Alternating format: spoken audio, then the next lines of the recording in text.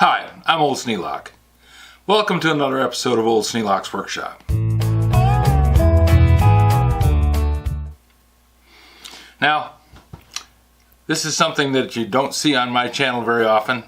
I actually don't recall doing it much more than maybe once or twice. But it has come to my attention that Spring, the company that makes t-shirts and all kinds of things, and the original company that I sold t-shirts, Old Sneelock t-shirts through, has decided to add hats to their line. Now, gentlemen in my condition, with a rather large open estate on top of my head, wear hats in the summertime because sunburn. And I have a couple of friends who ended up with skin cancer on top of their heads because they got sunburned quite frequently. So, seeing that happen when I was in my 40s, I decided, okay, when I lose my hair, because I still had hair in my 40s, when I lose my hair, I was going to be wearing hats. So, I now have the official Old Sneelock's Workshop hats. Now this is the trucker's hat, which is a lightweight hat, and I have many hats because I have a open real estate on top of my head. But the trucker's hat's a little lightweight, and it allows my head to stay cool. Because no, I'm not a hothead, but you don't want to have sweat running down your face all the time either. So there is the trucker's hat, and then there's a couple of other versions. All of them have Old Sneelock's Workshop written across the front so everyone can know that you're a Sneelockite and part of the gang. Now, one of the things that I did, I don't make a lot of money on the sale of these hats or the mugs that I talked about before. I don't make very much money on them. The idea was, you guys were saying, hey Dave, do you have a t-shirt? Do you have a hat? Do you have anything with your name on it? And yes, I do. I have stickers, I have hats, I have hoodies, and I have t-shirts and mugs. So there's all kinds of things with Old Sneelock's Workshop on them. And they're available to you. You can see them right below this video in the Old Sneelock's Workshop store. And I'd be interested to have you go take a look at them. See if there's anything you'd like. Not a requirement. You don't have to show me that you bought a hat in order to be part of the gang.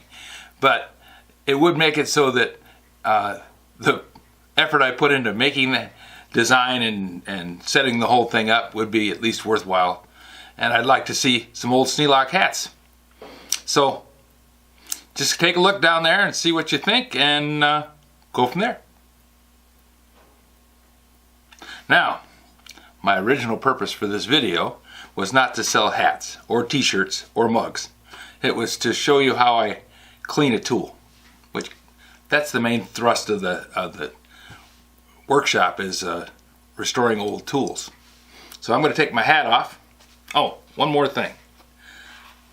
Yes, this is made in Bangladesh. Not made in China, made in Bangladesh.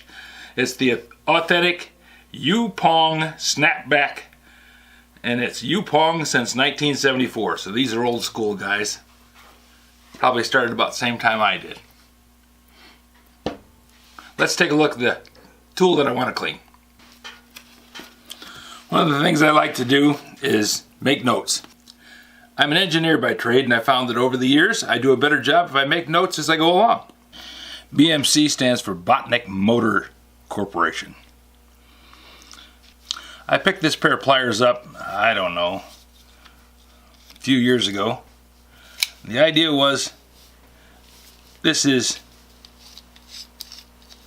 an adjustable plier with parallel jaws. In other words, the jaws stay pretty much parallel all the way through their range of motion.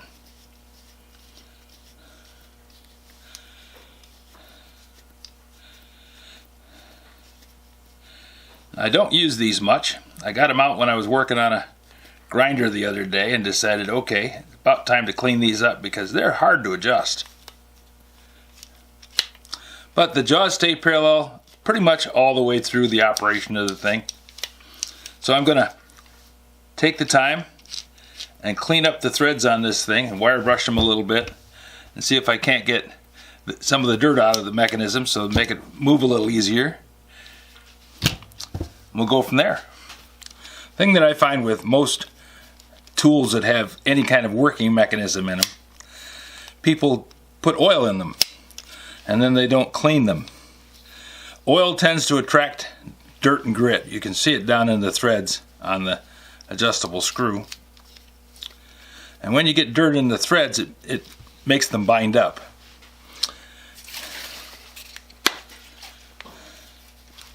So I like to clean them out.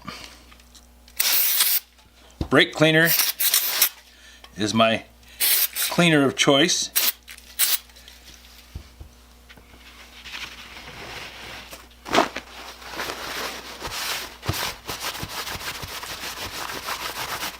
Mostly because it's easy to handle. Comes in a spray can, lets you flush the stuff out of the tool, and means that you can get all the oil and crap out of it. Some people object to the smell. I kind of like it.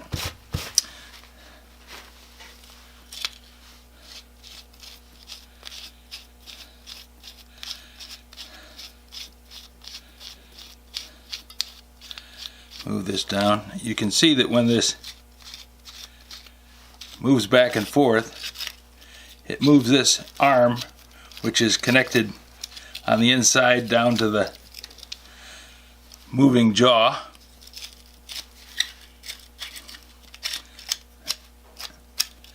And allows that to come up and close.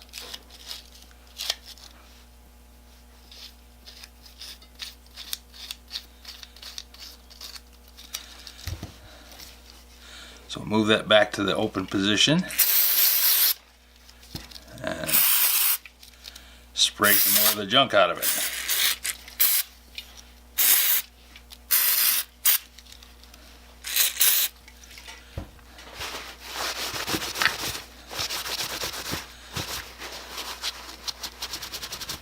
Now there's nothing wrong with putting oil on things, but it does cause the dirt to stick to them. So I prefer doing something a little different. As soon as I get this cleaned up, I'll show you.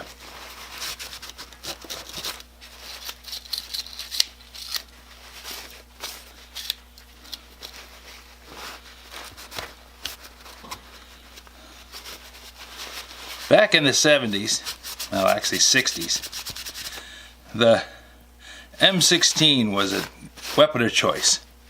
And since everybody and their brother was concerned about getting drafted and sent off to Vietnam, where the M16 was the gun issued to you by the military.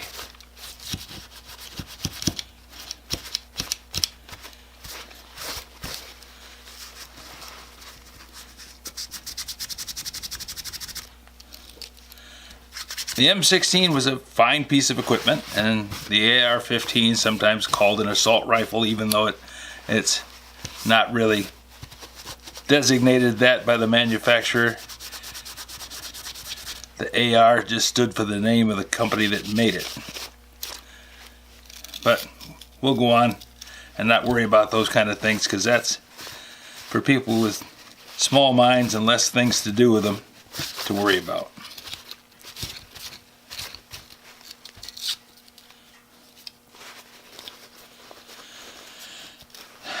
The M16 had one problem. It was a very nice, lightweight, compact, .223 caliber rifle that fired a whole lot of bullets the minute you pulled the trigger. But it was made very tight tolerances. Now, its counterpart,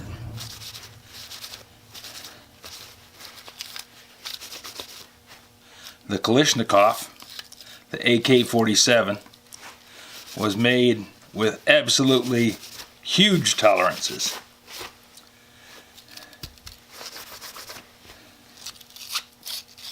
Which meant that the Kalashnikov can operate pretty much filthy.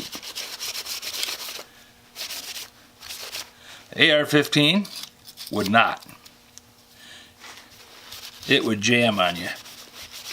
And having your gun, which you rely on to shoot out a whole lot of bullets really fast, even though they were putting this tightly toleranced weapon in swamp environments where there was grit and dirt and rust causing things, the dry slide made the gun last longer, which was important to the people who had to carry it.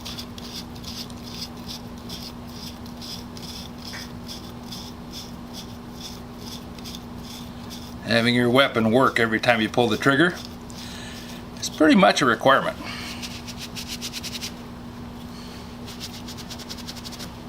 There we go. Now that's clean.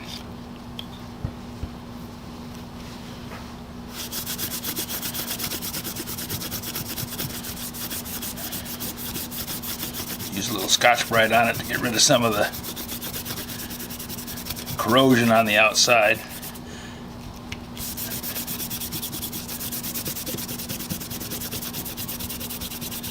A lot of the newer, inexpensive tools are chrome-plated,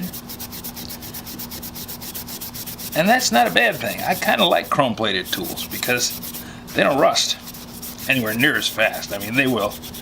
Poorly plated ones rust fairly quickly, but if they're plated, they have a better chance of surviving in a corrosive environment like the world, because there's always water.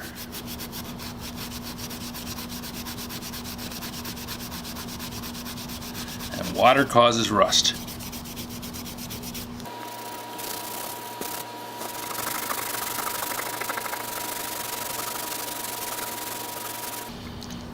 Now, this tool happens to be more related to a AK-47 than an M16. M16 was castings that were machined. AK-47 was stamped, formed metal plates that were riveted together. The BMC Corporation, Botnick Motor Corporation, decided that they were going to make Francis A. Snell's pair of pliers in the basement of the owner's car dealership. I'll leave a link to the article on it, which is kind of interesting to read.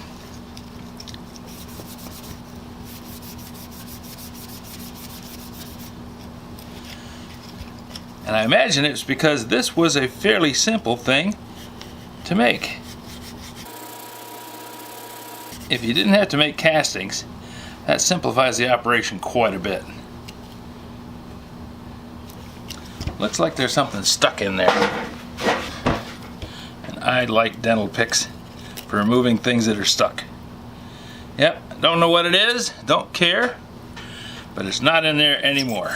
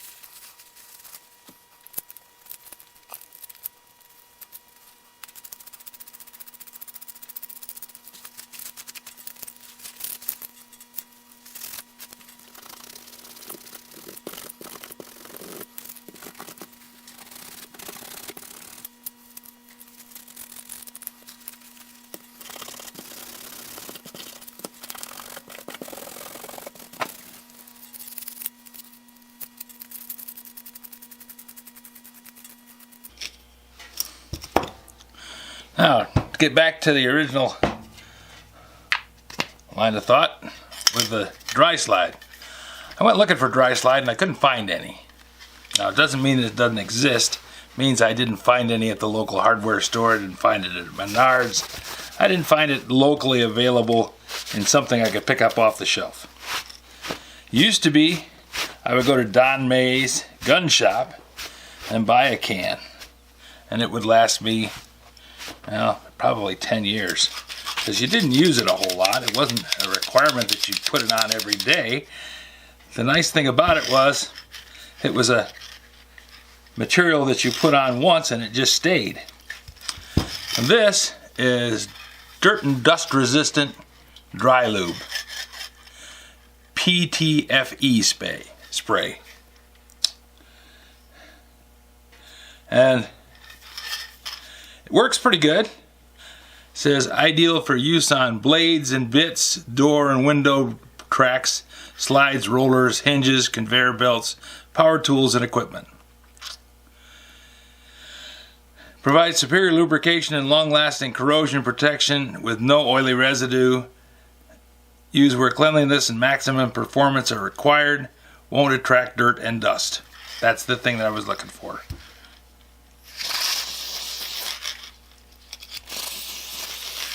I use this on drill chucks, lathe chucks, any mechanism that has moving parts that works in a dirty environment.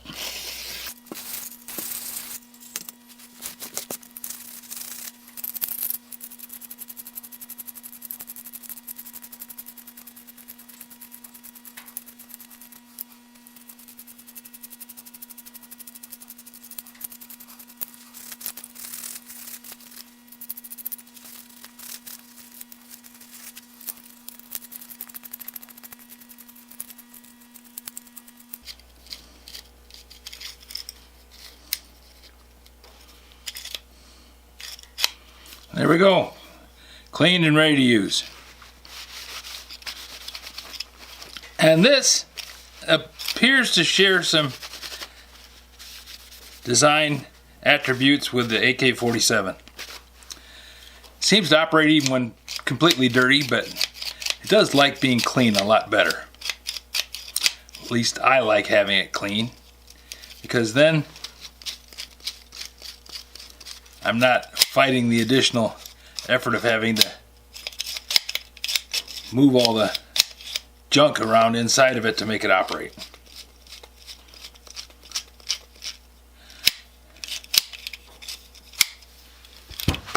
And since I was using it to try and make this 5/16 nut compress down and grab the shaft on that grinder that I was working on yesterday,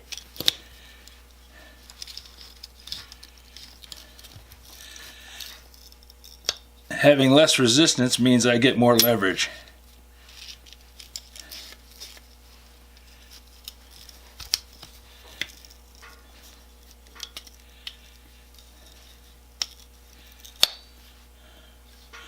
There we go. Works quite well. One thing I like about it is it grips and releases easily.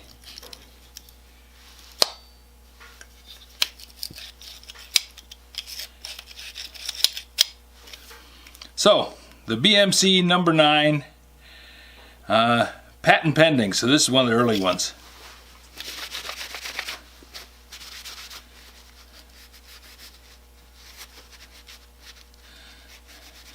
Manufactured by the Botnick Motor Company.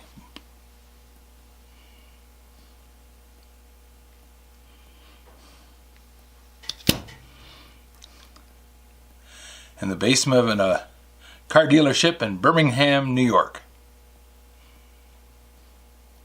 U.S. patent number 2388580.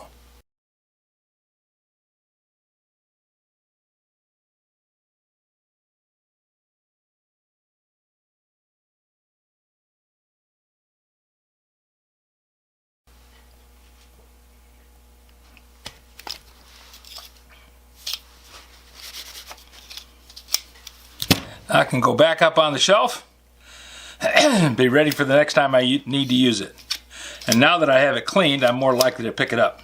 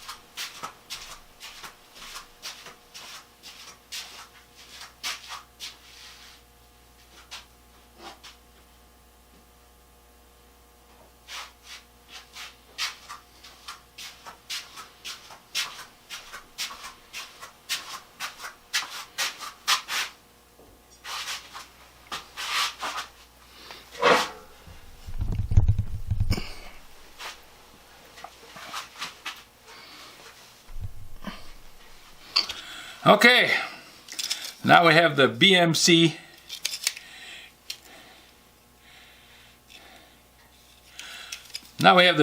Manufacturing Company number 9 adjustable plier. All cleaned up and ready to use. We'll put this back on the shelf. Life will go on.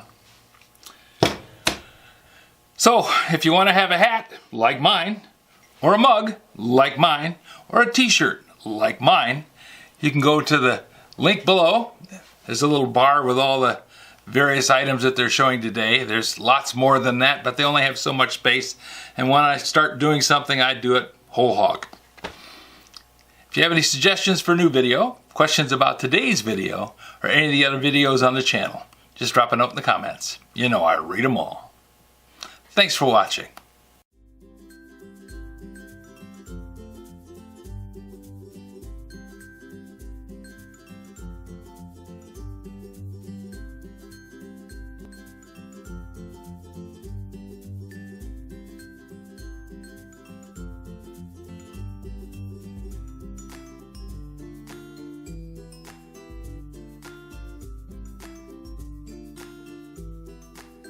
This video is not to be viewed by anyone under the age of 13 in the U.S. or 16 in the European Union without the express written permission of the parents or the legal guardians of the underage person. Such written permission must be on file at the local government entity in charge of enforcing the rules and regulations established by the FTC. Anyone violating these terms is admitting by default that they hold harmless the owners and operators of this channel. Any and all questions should be addressed to your local branch of the FTC.